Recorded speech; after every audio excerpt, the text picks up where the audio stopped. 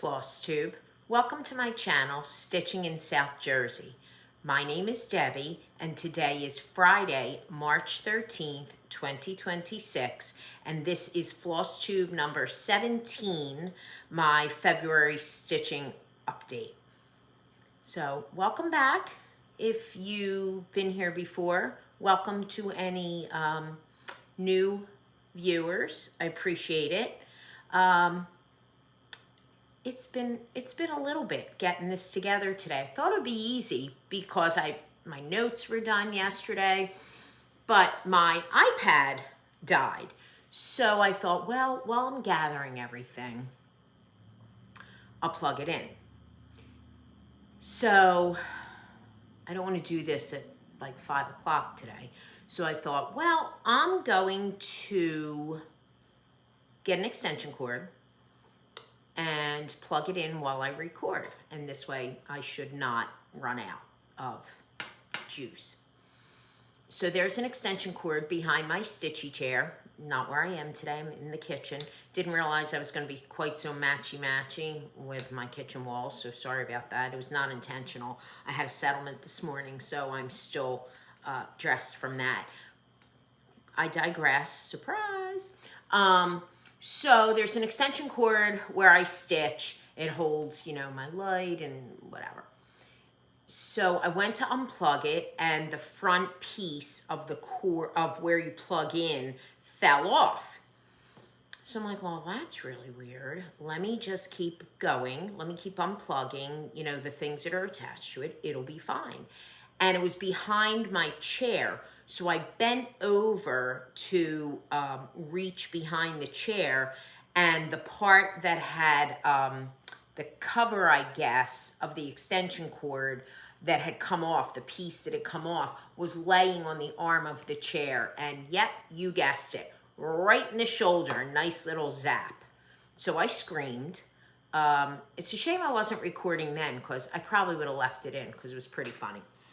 And I'm not a big fan of editing, but, unplug first, mess with the cord second. That is the rule of thumb. That's your public service announcement for the day. Don't be dumb like me. So anyway, thank you to everyone that has been watching my videos, those who commented, liked, subscribed. I greatly, greatly appreciate it. So let's get started. So this isn't like a speech in the House of Congress that just goes on and on and on. So I have 8 whips from February. I have a past finish that I may have shown you, but 'tis the season, so I'm going to show it again just in case. I had no new starts, and then we'll get into whips, plans. I have a little bit of stash, so anything I stitch this month that I have a companion piece for in stash, I'm going to show you. I thought that's a good way to show you the stash and also show you what's lined up behind what I'm working on. And then we will do, so that's stash, then book talk, binge talk, who I've been watching on YouTube, all that fun stuff. So 3 minutes, 45 seconds in, let's go. So if I seem a little loopy, I did just get zapped with my broken extension cord. And no, I did not try to fix it. It is not in the trash can because I was afraid to throw it in the trash can, even though there's no power going to it. It is sitting on my dining room table. So, okay, let's get started. And I will do the past finish first just to get it out of the way. And this is, and oh boy, I should have looked this up, but I did not. A St. Patrick's gnome. If you've been here, you know that my husband is in the beer, wine, and spirits business. And this little guy was actually part of 3. I believe it's a Ukrainian designer, and I've done other things by her. And the attention to detail is fantastic. No matter how big or how small the project is, she's amazing. And if you need to know, just ask me and I will figure out where it is so that I could show you. This has been done for a year or 2. So, and he's one of 3. and I decided I have nothing cross-stitch related for St. Patrick's Day, because I'm not Irish, but my husband is, and he's in the beer business. So I thought I would just whip this little guy holding the mug of beer up real fast, and then I just framed it, and you could see it's very imperfect, but there it is. So, and it hangs on the wall in my dining room for this brief couple of weeks. So, all right, now on to whips. And again, as you know, I make notes to me because I won't remember any of this. So, I have 8 whips, but funny thing and random thought, these whips are picked with my Tiny Decisions wheel app. So totally at random. The first 3 are all patriotic. That's how I spun the wheel. That's how they came up. 3 in a row, patriotic. And I don't have that many patriotic projects. So it was very strange, all 3 in a row. So, okay. That was my random thought. Probably not the last one that you're going to hear, but let's just say. Okay, first one, Let Freedom Ring by Leela Studios. I was just watching a FLOSSTUBER today, this morning. Nancy, the disorderly stitcher. She is working on this as well, and so are a bunch of other people. But as you know, near and dear to my heart, I live right outside of Philadelphia and very near Independence Hall. So been there many, many times, especially been on more class trips than I care to mention. A lot of class trips to Philly. And here's where I am. I'm not taking anything out of the hoop. We just did a whip parade. So, so I'm kind of in the middle of a page. And getting there. Oh, I think I finished. I was trying to remember. It seems like it's so long ago.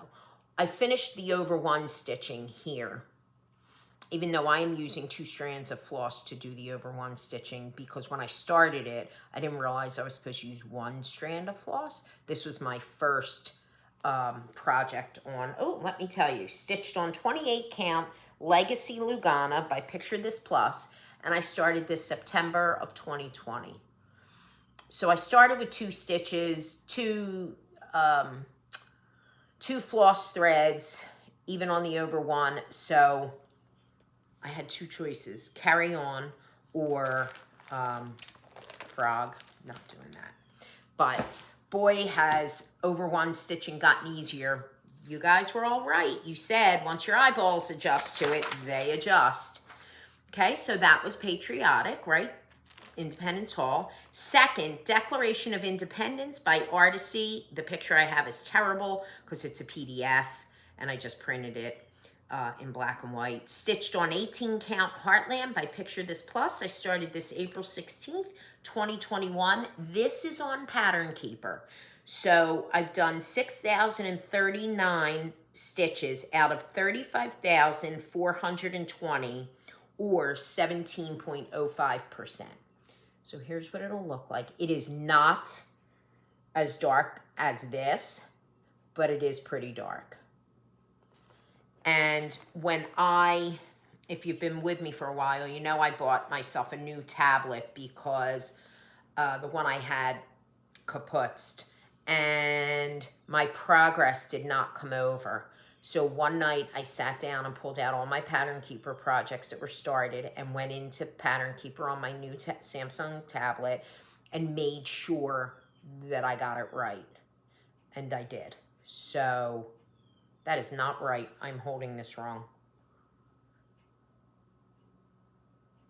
No, I'm not. I'm holding it right. So page 1, 2, not 3, but my 3rd page. That's where we are. I think I'm right. I don't know. I know it doesn't matter, right? Yeah, that's right. So I don't usually go down. I usually go over. That's why I confused myself. That one's fun. And now that I'm all caught up with it on Pattern Keeper, like it all works out. The page breaks were not the same. And I don't know, I'm kind of new to Pattern Keeper and I don't put a lot on Pattern Keeper, but the page breaks on the paper chart and the page breaks on Pattern Keeper were not the same. And somehow, miraculously, I figured that out before I made a catastrophic mistake. So, so that took a little bit, like, getting it all right. But I think we're all straightened out now. Next, Patriotic Christmas Eve by Twin Peak Primitives, stitched on 20 count vintage country mocha, all with DMC floss. Started this March 13th, 2024, also on Pattern Keeper. I have finished why don't I put my glasses on so I'm not straining? Contact lens problems. 2,883 out of 11,189 stitches, or 25.77%. And here it is. This is fun, I'm not gonna lie. And now it's gonna be more fun that, you know, I'm not a big tree fan, not a huge border fan, but he's a big guy, but it's gonna be fun. Like now I'm heading into the interesting stuff. And here's where I am.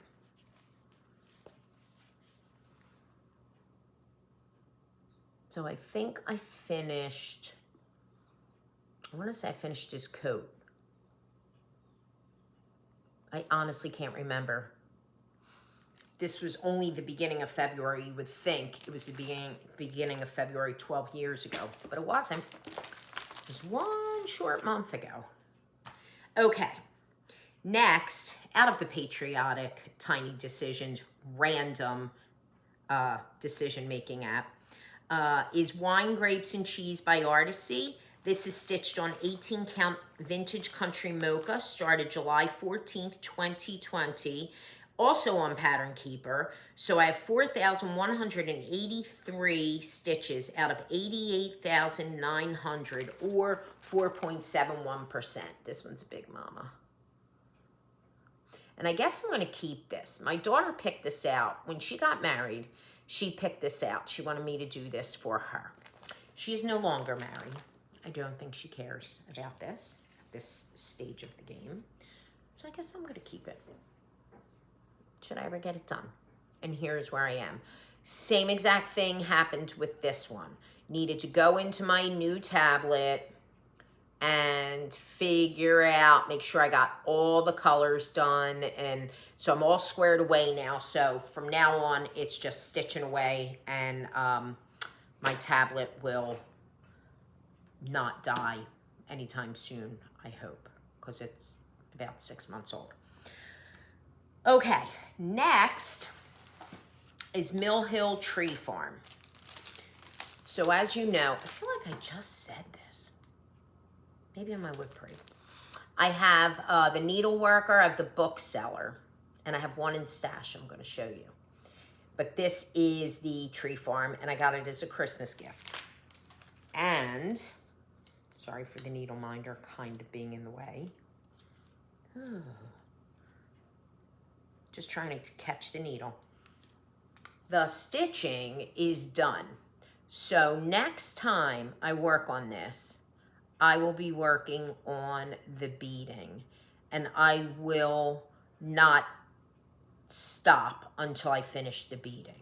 I'm just gonna power through and get it done. I already have a frame for it. I've had the frame since I got it. Again, not a big fan of trees, but it was a gift. I did not pick this one. So, a lot of trees. It is a tree farm, go figure. So, I pushed really hard on this one. That's why I only have 8, not 9, because I probably spent a week just on this. I'm like, I am powering through this. So next time, beading it is, which makes me really happy. And as you know, it comes with, let me try this again, beads, the charm. They always come with the charm. They come with the beads. and there's always a ton of leftover beads. So I have a ton of different colors of Mill Hill beads because I always have extra, and I put them in a little container, almost like a jewelry maker's container. Sorry, I got a little distracted because it sounds like the kids are walking home from school because of the school at the end of my street, but it is 1:15, so they get a lot of half days, a lot. Okay, next, Little Women Christmas Morning by Twin Peak Primitives. This is stitched on 18 count Zweigart Petty Point Gray Ada, and I started this on March 23rd, 2024, and Pam from Just Keep Stitching, I saw her working on this, and then I saw it finished, and I immediately, when I saw her finish it, I was like, that's it, must have. I really like this one. And what did I work on? I believe, so it was a new page start. So this is a new page, but I feel like I had the border done. Not completely done. I had to like fill in a little, but I mostly worked on the ribbon and the boughs coming from it, the pine bough coming from it. But I didn't give it a lot of love because I believe it came right after Mill Hill Tree Farm, and I felt like I was running out of month. So it didn't get the love it deserved. Okay, next, The Haunted Library by Lola Crow, stitched on 18 count Vintage Country Mocha, started October 9th, 2024, and I got a page finish. I love this. I could have just kept going and going and going and going, but I did not. And here's where I am. So vibrant.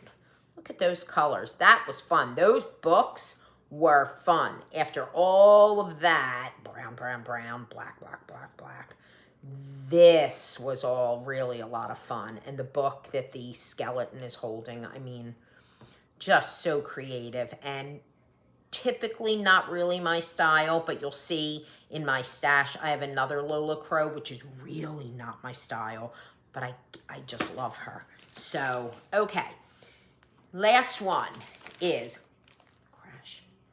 The First Thanksgiving, Twin Peak Primitives. And this is stitched on 18 count Wheat Ada. And I started this on September 26, 2022. And I'm not gonna lie, it's still on my lap stand. Running a little behind. And here is where I am. And I'll probably just finish up this and then call it because I'm already 13 days into a new month. So that's not good. So that's it. That's it for my whips. So next, I just want to show you real fast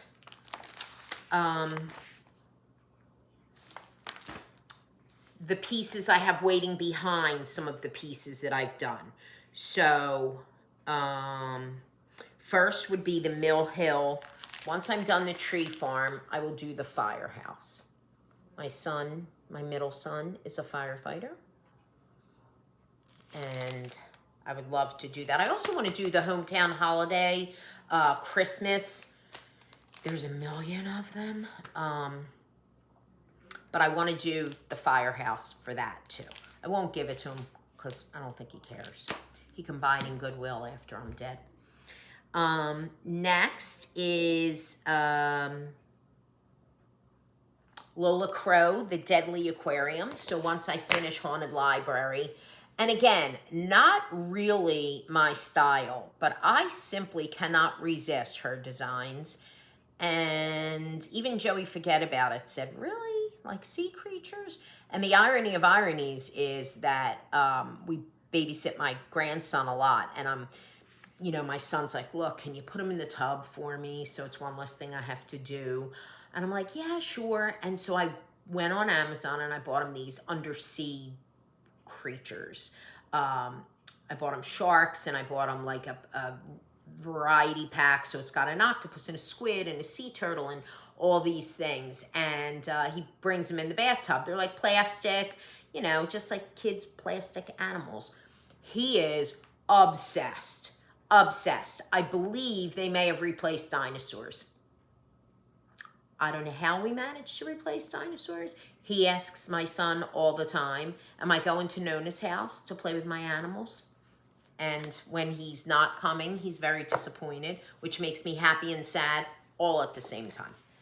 Happy that he loves coming here. Sad that he's disappointed, but also happy that he's not here every day.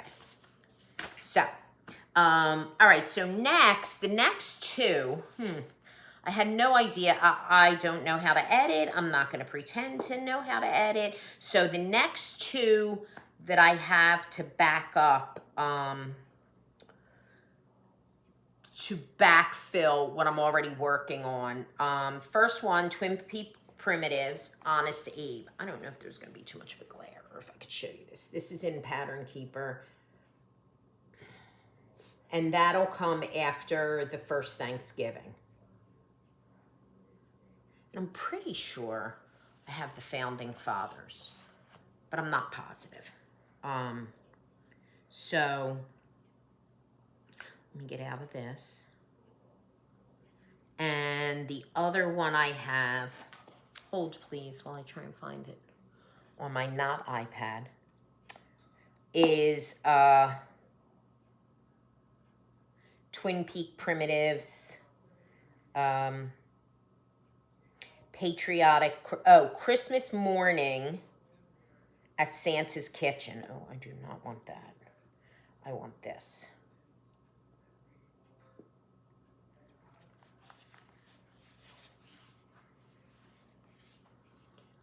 How adorable is that? And that is a perfect companion peach. Perfect companion piece for patriotic Christmas Eve. Christmas morning at Santa's kitchen. How adorable. Twin Peaks, love you to death. Okay, so that's it. I managed to show you those and figure out how my tablet worked without it also needing to be charged. So, plans. I don't have any plans. I want to continue working on what I have. I'm not really feeling a compulsion to start anything, although Nashville needlework market, there were things that were interesting, but I really, truly am just trying to make progress right now. And every time I get a page finish or I hit a certain percentage or any of those things really matter to me, because there's a lot of things I have backed up. That's kind of why I showed you that stuff, was so that I could say like, well, look, I bought this. I really like it. I still want to stitch it. So why buy more right now? Unless something really speaks to me. And so far, there's a ton of really nice ones, as I'm sure you've been seeing. But so far, no. So they're my plans. No plans, but to carry on. Who I'm watching. I am actually not really watching a lot of FLOSSTUBE. This morning when I was getting ready to go to my closing, I was watching the Disorderly Stitcher. She is probably the first FLOSSTuber I have watched in a month. And I watched her Whip Parade, which is, I believe it's 2 months old. If I'm not mistaken. I think that's what she said. I kind of have a Whip Parade hangover, you know? I watched so many. I filmed my own. I'm just a little worn out from whips, from my whips, from people's whips. But I do watch a lot of true crime podcasts on YouTube. Like Crime Junkie is a podcast, you know, iHeartRadio and Spotify, whatever. They're everywhere. But they also do a podcast where you can see them talking about it. So those kinds of podcasts are kind of nice, because if I want to look up if they're showing a picture of something, I can, but I can really just listen, you know, whereas when you're watching FLOSSTUBE, you're kind of tuned into, okay, they're showing the next thing, they're showing the next thing, they're showing the next thing. So I find that that has been working out for me. So I watch Crime Junkie. I watch Clues Pod. It is Morgan Absher and Kaylin Moore. And Kaylin Moore also has another podcast called Heart Starts Pounding. That's horror, kind of, like, but all true. Like, you know, people reported like crazy stuff and scary stuff. Whereas Clues Pod is true crime, whether it's been solved or not. Crime Junkie tends to be unsolved. I also watch Ashley Flowers from Crime Junkie has a podcast called The Deck. And that's her shining a light on these unsolved cases. And she basically gives the cases a card, you know, like Jack of Diamonds, you know. So-and-so, this missing person is Jack of Diamonds, or, you know. So that's interesting too. And I just started watching a young girl. She is from Australia, but she was living in London, but I think she just went back to Australia. She's young. Her name's Bella Fiore, and she sort of has the same shtick, you know, like true crime. Sometimes they're solved during her story. Sometimes she comes back and says, and then tells the story, like, this was solved in 2022, but it's from 1991. And she's very interesting. She's a very good storyteller. So I really enjoy her. And again, it's not a lot of looking up. You know, it's mostly listening.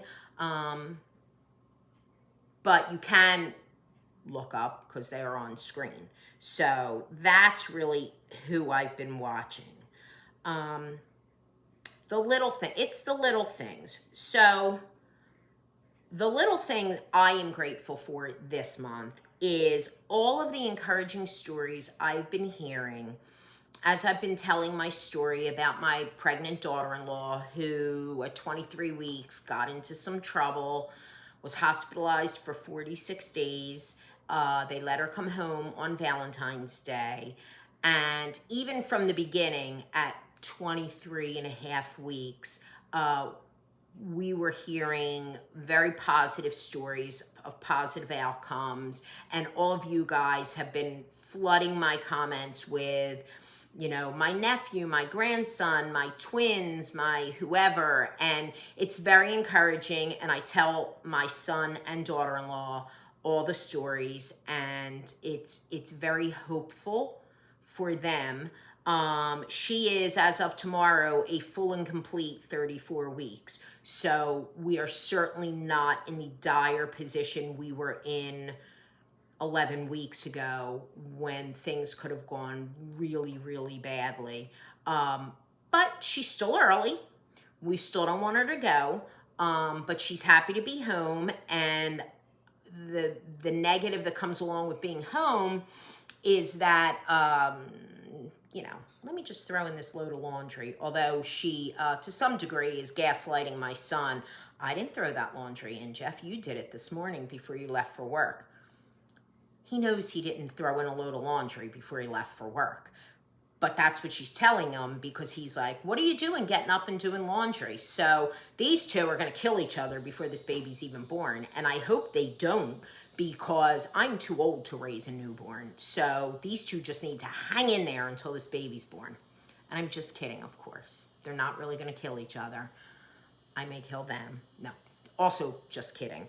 But, you know, you need a little comic relief because things were very, very tense for a very long time. And every week, every day is just making the baby stronger and bigger, and that's what we need. So I am grateful for all of the encouragement and all of the stories, and, you know, not just in real life with my friends and my coworkers and, you know, other family, but with you guys. You don't hesitate to step up and offer kind words, and I totally appreciate that.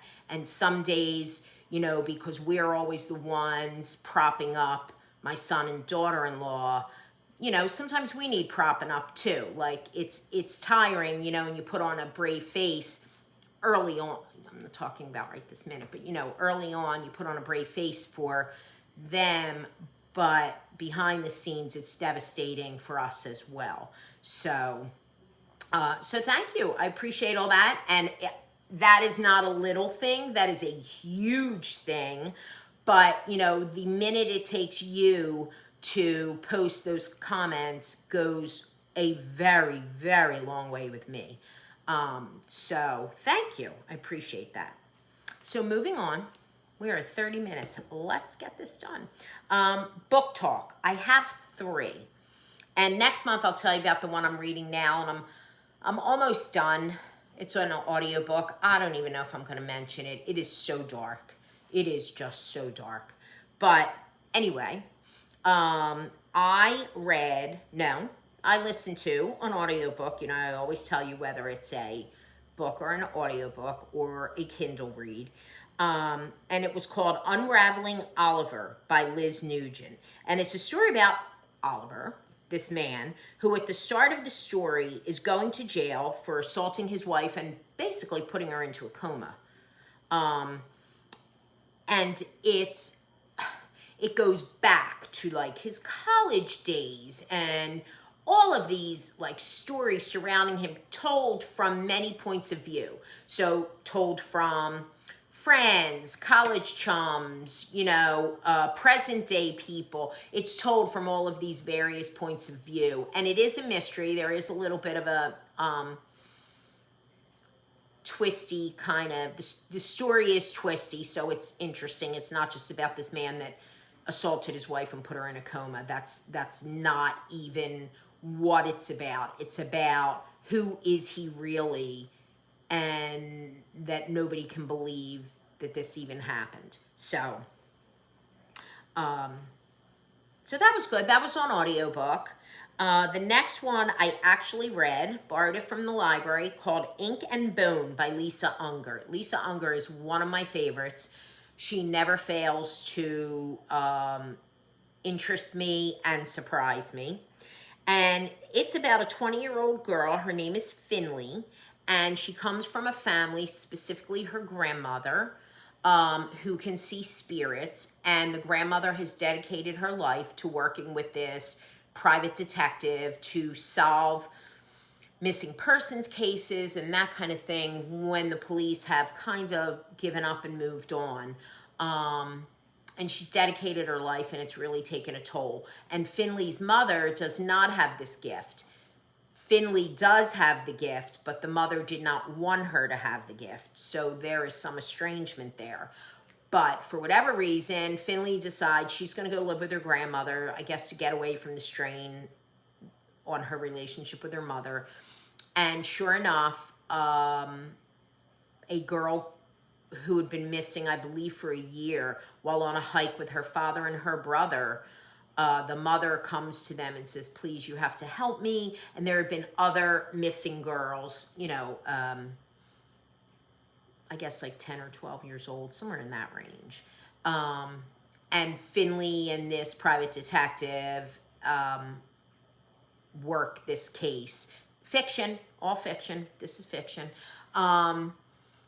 And Finley's grandmother does not get any sense of this case at all. She's like, Finley, this is all you, because I got nothing for this one. So that's the premise of that story. Very good, very twisty, not short, not a short book.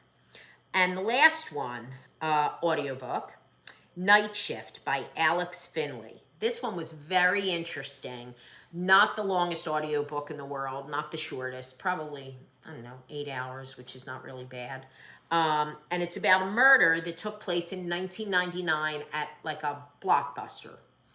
And 3 people were killed, the manager, who was like 21, and 2 16, 17-year-old girls, and 1 other girl survived. That survivor became a psychiatrist. Fast forward 15 years, it happens again, but in an ice cream shop. So again, 3 girls gone, one survivor, and they call in this first survivor from 1999 to kind of help figure it out. There's also a female cop lead involved in it, and there is a public defender, and it's,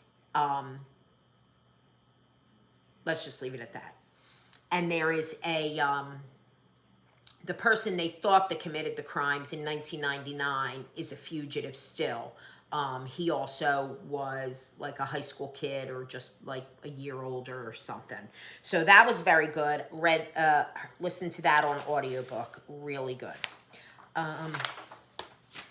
And I'll probably have 2 for next month. I don't know how I managed to get through 3 in a month. So last but not least, binge talk. So I watched by myself when Joey Forget About It was away for like 3 days.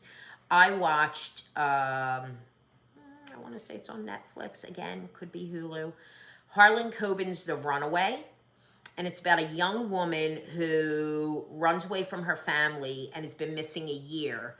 And her father is obsessed with finding her. Obsessed with finding her. Won't give up. Just obsessed. And runs into her one day. And he's like, oh my God, you're alive. And she runs from him. And she doesn't look good, but she runs from him. So, he's looking for her, but he's not sure if she's alive or she's dead or whatever. And it's impacting his relationship with his other children. And it's impacting his relationship with his wife, because they're like, we kind of need to move on. You're so obsessed, you're missing what's going on right in front of your face. And then he sees her. So, and then that's where the mystery really begins. Like, the mystery doesn't begin with, she's living there and everything's great, and then she disappears. The mystery begins almost with him running into her, and you see flashbacks of her, like, as part of their family. And so it was really good. It was, like I said, I think it took me 3 days. I think there were 6 episodes maybe. So it was good. It was worth watching. A little surprise twist. So it was worth it. But again, not binging a whole lot. I don't know what I'm doing with my time. I have no idea. Maybe I know and I just forget. Could be that. So anyway, we're at 37 minutes and 40 seconds. So that's pretty much all I have. And I appreciate you sticking with me up to now. And hopefully the next time I see you, I won't be wearing a turtleneck and long sleeves, but we never know. We had some 82-degree weather earlier this week, and yesterday it snowed. So it's just not ever going to end. So until next time, stay well, and I will talk to you soon.